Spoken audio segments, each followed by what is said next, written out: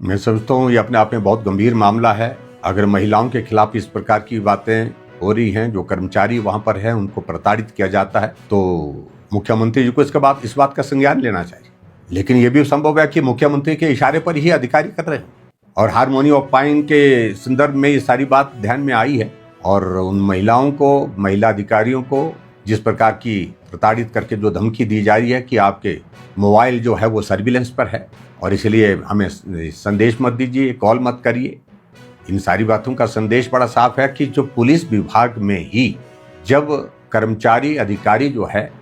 अपने आप को असहज महसूस कर रहे हैं, असुरक्षित महसूस कर रहे हैं, उनको प्रताड़ित किया जा रहा है, मैं समझता हूँ ये अपने आप में बहुत गंभीर मामला है। अगर महिलाओं के खिलाफ इस प्रकार की बातें हो रही हैं, जो कर्मचारी वहां पर है उनको प्रताड़ित किया जाता है, तो मुख्यमंत्री जी को इस बात का संज्ञान लेना चाहिए। लेकिन यह भी संभव है कि मुख्यमंत्री के इशारे पर ही अधिकारी कर रहे होंगे और हार्मोनी ऑफ पाइन के संदर्भ में ये सारी बात ध्यान में आई है और उन महिलाओं को, महिला अधिकारियों को जिस प्रकार की प्रताड़ित करके जो धमकी दी जा रही है कि आपके मोबाइल जो है वो सर्विलेंस पर है और इसलिए हमें संदेश मत दीजिए, कॉल मत करिए। इन सारी बातों का संदेश बड़ा साफ है कि जो पुलिस विभाग में ही जब कर्मचारी, अधिकारी जो है अपने आप को असहज महसूस कर रहे हैं, असुरक्षित महसूस कर रहे हैं, उनको प्रताड़ित किया जा रहा है, तो इस बात का अंदाजा आप लगा सकते हैं खुलेआम। आप जिस प्रकार से, मैं तो और आगे बढ़कर के बात कहूंगा कि एक पुलिस विभाग का कर्मचारी जो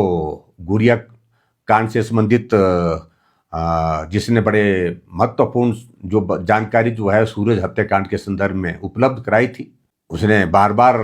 आग्रह किया सरकार के सामने अपनी ट्रांसफर को लेकर के। उनका बच्चा शायद अस्वस्थ रहते हैं,